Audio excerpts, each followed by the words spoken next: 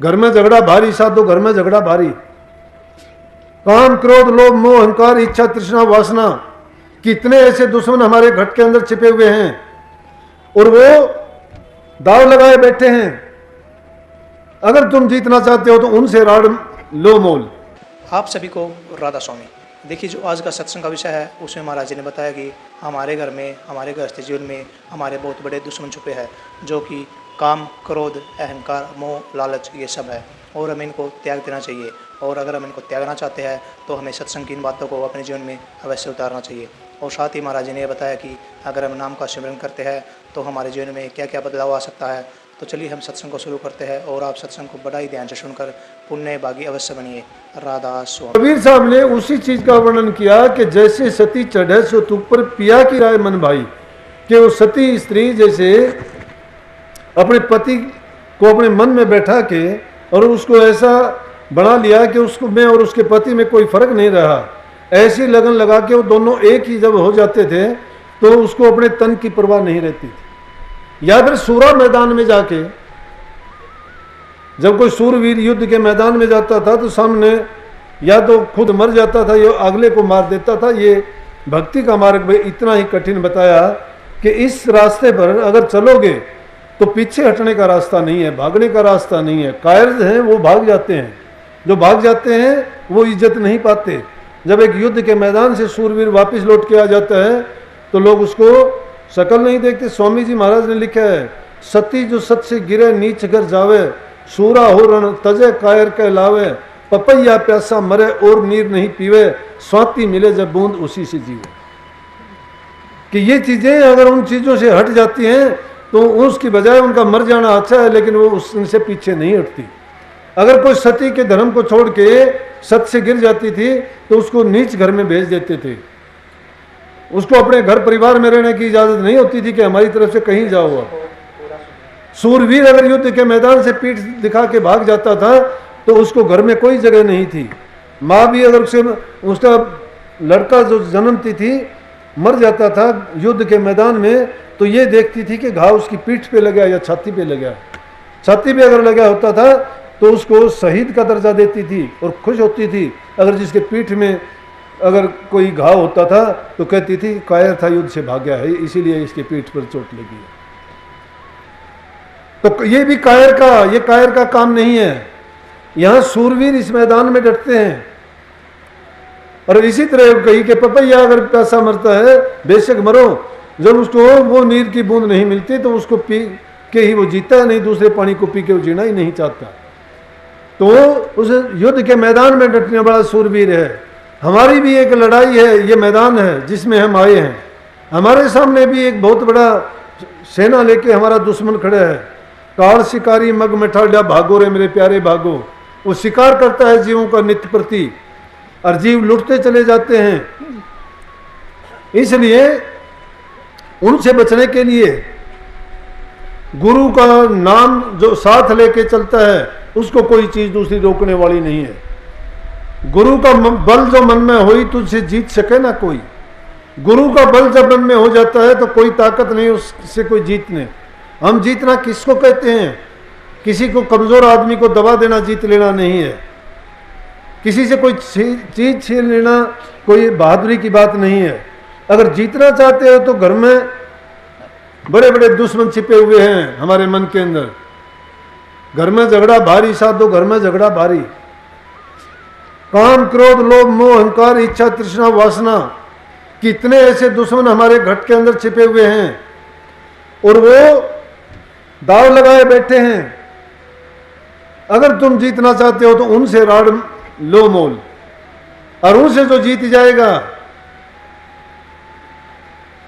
वो बिरला सेवक होगा, वो गुरमुख कहलाएगा, वो उस पतिव्रता स्त्री की भांति से होगा, वही उस पपैये की भांति सवाती बूंद का आनंद लेने वाला होगा, वही उस एक पवित्र लोहे जैसा होगा जो पारस पत्थर से छू जाने के बाद सोने का रूप हो जाएगा। बिना इसके कभी भी जीव का कल्याण और सुधार संभव नहीं है। इसलिए कही है कि अगर तुम रास्ते में इस दुनियादारी की चीजों को देखते हुए चलोगे, मेला लगा हुआ है, और ये मेला काल और माया ने लगाया है, जगह जगह उसने फंदे रचे हैं। एक चीज से निकलोगे दूसरी तैयार है। कोई तुम्हारे इंद्रियों भोगों में फंसा देगी, कोई शरीर के दूसरे रसों में फंसा देगी, कोई तुम्हें धन का लालच दे के लूट लेगी, कोई ऊंचा पद दे के लूट लेंगे। तो इसलिए कहा कि अरे जीव, तो इस संसार के झगड़े में जिस रास्ते से गुजरता है अनेक प्रकार के सामान तुझे मिलेंगे, तो इसके रास्ते में ना लूटे, इस सस्ते में ना लूटिए। बहुत सस्ता माल है। जो असली और सच्चा सामान जो मिलता है वो यहाँ नहीं, वो तो जब तुम बीच बाजार में जाएगा, जिसकी बड़ी रक्षा और सुरक्षा में जो कीमती वस्तु है वो रखी गई है। हमारे शरीर में भी वो कीमती वस्तु परमात्मा ने रखी है, लेकिन गुप्त करके रख दी। हर जीव नहीं जानता, क्योंकि हमारे शरीर में उसके लिए गुप्त रास्ता भी बना दिया। 9 दरवाजे जो लगाए वो शरीर के दूसरे कामों में आते हैं। 2 आंख है, 2 कान है, नाक है, मुंह है, 2 इंद्रियां हैं नीचे, गुदा और इंद्री। वो शरीर का मल त्यागने के लिए है, कोई सामान अंदर पहुंचाने के लिए है। इस शरीर के काम आने की चीजें हैं वो, उनके लिए दरवाजे हैं वो।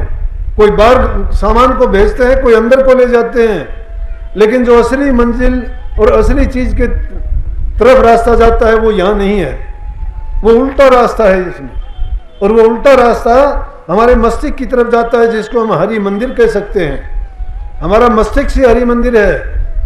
और इसमें सूक्ष्म नाड़ी के रास्ते से दोनों आंखों के पीछे, दोनों तिलों के मध्य में जब ध्यान करते हैं, जहां रूह की बैठक है, उस रास्ते पर जब चलते हैं तो धीरे धीरे करके वो हमें मंजिल की ओर पहुंचाता है। और वो वस्तु ऊंचे से ऊंचे स्थान पर बैठी हुई है, जो 18 कोस के ऊपर है। 18 कोस के ऊपर है, लेकिन साहेब का डेरा 12 कमल पर बैठा हुआ है। 12 कमल तक जब तक जाओगे तब तक आपको अपनी ताकत लगानी पड़ेगी, लेकिन वहां से ऊपर चले जाओगे तो वो ताकत अपने आप शब्द की आपको ऊपर की तरफ अपने आप खींच लेगी। पहले जो चाल है सूरत की, ये अभ्यास की बात है। अभ्यास धीरे धीरे जब करते जाओगे, पहले नाम का सुमरण करना पड़ेगा। सुमरण करते करते, सुमरण में भी पहले जाप की अवस्था रहेगी। नाम को जानबूझ के याद करना पड़ेगा, बार बार भूलते रहोगे, बार बार घेर फेर के याद करना पड़ेगा। वही सुमरण करते करते जाप हमारा अजपा जाप हो जाएगा।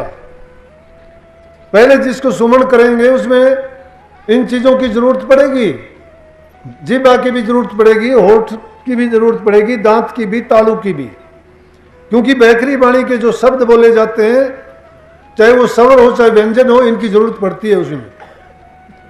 और बिना उनके सूक्ष्म में नहीं जाया जा सकता। वो सूक्ष्म है, वर्णात्मक है। वो धुनात्मक में तभी जाएंगे जब वर्णात्मक का ज्ञान होगा।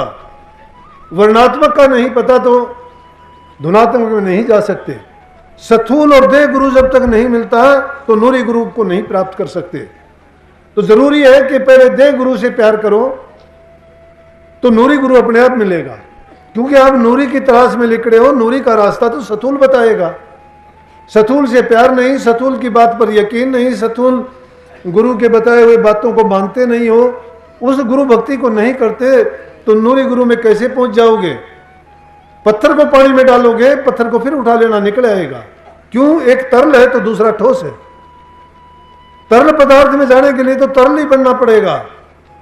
और जब तक हमारे ये बंधन लगे हुए हैं तब तक हम उस जैसे नहीं हो सकते। सूक्ष्म में जाने के लिए हमें सूक्ष्म बनना पड़ेगा। और उसका तरीका है कि पहली मंजिल है वर्णात्मक नाम का सुमरण करना। वो सुमरण करते करते जब सुमरण पक्का हो जाएगा, अजपा जाप होगा। अजपा जाप जब करोगे, उसमें क्या होगा कि हमें सिर्फ याद करना पड़ेगा। उसमें किसी चीज की जरूरत नहीं रहेगी। जब भी तुम बैठोगे अपने आप चलता रहेगा। वो थोड़ी तवज्जो दोगे, अपने आप शुरू हो जाएगा, क्योंकि आपने अभ्यास किया है। जो अभ्यास करते नहीं उनको नहीं पता लगेगा मैं क्या कह रहा हूं और कैसे होगा। अभ्यासियों के लिए ये बात है। इससे आगे अजपा के बाद में अनहद आएगा। और अनहद तो क्या है? सोते जागते उठते बैठते, लेकिन वो भी क्या है? वो भी उन्मणि रेणी का ही है। उन्मणि रेणी का मतलब किसी चीज में ना आनंद ना उनका कोई दुख, ये उन्मणि रेणी है। उस अवस्था में सुख दुख जैसा बरतता रहे। कबीर साहब ने उसको कहा भी है कि कहे कबीर ये उण मन रहे नहीं 100 प्रगट कर गाई। लेकिन जो असली चीज है सुख और दुख दोनों से ऊपर, जब ये तीनों जाप खत्म हो जाते हैं, जाप मरे अजपा मरे अनहद भी मर जाए, सूरज समानी शब्द मरता ये काल नहीं खाए। उस काल से बचने के लिए जो चौथी अवस्था होगी वो अनहद की होगी। और वो अनहद की अवस्था जब आएगी जब द्वादश कमल के ऊपर जब पहुंच जाएंगे हम, वो ऐसे नहीं जाया जाता, उसके लिए मेहनत करनी पड़ेगी। हम तो लूटने तो लग रहे हैं संसार के पदार्थों में, घरों में झगड़ा है, मन में झगड़ा है, तो मन में झगड़ा है, कोई नहीं मिलता, अपने आप से ही झगड़ते रहते हैं कि उसको ये कहूंगा, उसने मुझे ये क्यों कहा। करते हो क्या नहीं, करते हो क्या नहीं, उसने मेरा ये क्यों ले लिया, क्यों ले लिया, कैसे कर सकता है वो, इसका मतलब मैं तो कुछ हो ही नहीं, मैं तो तुम्हारे सामने कोई नहीं है, क्यों अपने आप से झगड़ता है, अपने आप झगड़ते रहते हो। सामने कर रखा है तुमने मन में ही उनको दूसरी पार्टी बना के, अपने विचारों से 2 पार्टी बन गई अंदर में कि उसने मेरा ये कर दिया मैं उसका ये करूंगा, वो है भी नहीं सामने, लेकिन ये झगड़ा भी नहीं। फिर घर में झगड़ा, माँ बाप के साथ झगड़ा, पति पत्नी का झगड़ा, भाई बहन का झगड़ा, घरों में मन में शांति नहीं, घर में शांति नहीं। गुरु के पास आए, सत्संग में आए, न सेवा है किसी प्रकार की भी, ना तन की, ना मन की, ना धन की, नुगरे जैसा व्यवहार है। नाम तो देखा देखी ले लिया, नाम को जाने ही नहीं। जय नुगरा सत्संग में आवे, टेढ़े टेढ़े त्योर लखावे, लखाओगा न, और वो तो रहे लड़न त्यार, नुगरा ना मिलियो, पापी मिलो 1000, नुगरा ना मिलियो। नुगरा नहीं मिलना चाहिए। नुगरा कौन होता है, जो गुरु से नाम लेके और उसने सब कुछ बर्बाद कर दिया, ना घर का, ना बाहर का, ना अपना, ना पति का, ना प्यार का, ना नफरत का, ना किसा भी नहीं। अरे नाम अगर लिया है तो नाम में तो बहुत गुण होते हैं। नाम आपने लिया, सत्संग घर में आपकी अनबन हो सकती है, यहाँ तो सारे मिलके बैठे हो, भाई बहनों की तरह से सारे, देखो कितने प्यार से कब से बैठे हो, एक दूसरे को भोजन खिलाया है, कितने एक दूसरे से सारी इधर उधर की काफ़ी दिन में मिले होंगे, बात भी पूछी होंगी। प्यार होना चाहिए, प्यार शांति देता है, जहाँ प्यार और शांति है वहाँ सब कुछ है। धैर्य रखना चाहिए, जल्दबाजी में कोई काम नहीं होता, सहानुभूति होनी चाहिए दूसरे के प्रति, सेवा का मादा होना चाहिए, दिल में प्रेम हो, घरों में शांति हो, सेवा करने का तरीका आता हो, गुरु की आज्ञा में चलता हो, भक्ति तो बहुत आसान हो जाएगी। लेकिन उस रास्ते पे नहीं चलते तो भक्ति कहाँ से होगी।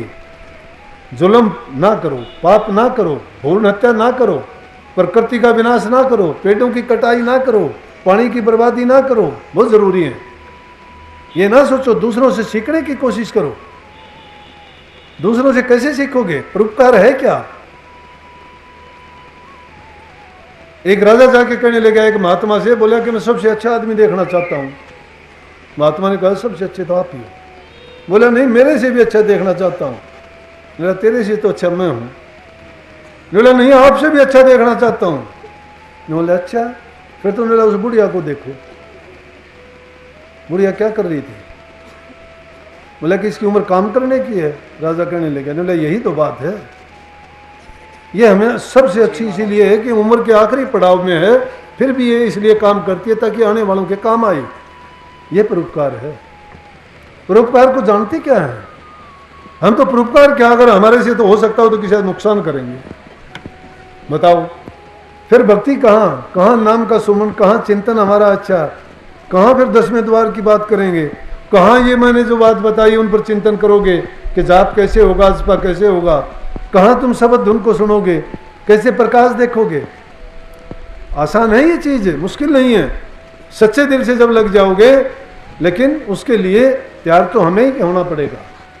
और मुश्किल कठिन नहीं है, जो कठिन कहता है मैं उसको नहीं मानता। जो कठिन कहता है वो इंसान दुर्बल है, दुर्बल है, उसका कोई सहाय नहीं है। जब किसी भी मुसीबत को तुम डट के सामना करने लगोगे, मुसीबत तुम्हारे सामने रहेगी नहीं।